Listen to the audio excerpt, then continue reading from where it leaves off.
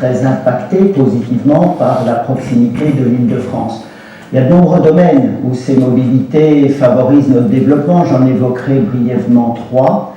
L'enseignement supérieur, qui est une priorité que le département s'est donnée avec 3 Champagne Métropole et qui conduit à de nombreux déplacements d'universitaires, d'enseignants, de spécialistes, de juristes avec Paris.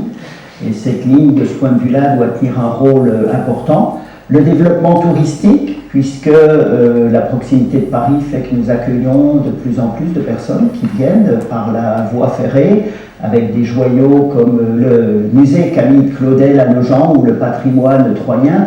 Mais l'attente la plus forte que nous avons, c'est dans le domaine du développement économique. C'est vrai que pour accueillir aujourd'hui des collaborateurs qui sont spécialistes dans des domaines très pointus dont ont besoin nos entreprises, comme le groupe Soufflet à Nogent-sur-Seine ou le Coq Sportif à Romilly ou les entreprises qui sont sur Troyes, il faut des moyens de communication fiables et réguliers.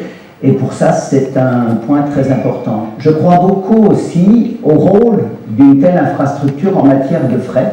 Je crois vraiment que la voie ferrée doit regagner les parts de marché qu'elle a perdues dans ce domaine.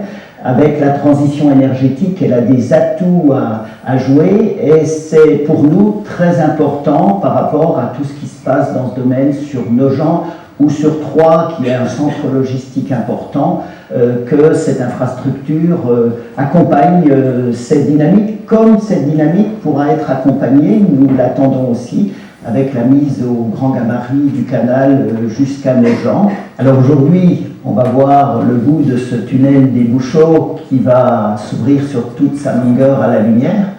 Il y a un autre tunnel dont on souhaite voir assez rapidement le bout. C'est celui qui mène à la réalisation de la suite de cette électrification jusqu'à Troyes. Et pourquoi pas au-delà, dans les années qui viennent, peut-être jusqu'à l'interconnexion avec le nœud ferroviaire de Culmont-Chalindré. C'est bien sûr pour nous essentiel et c'est un prolongement qui est totalement indissociable de la tranche qui nous rassemble aujourd'hui.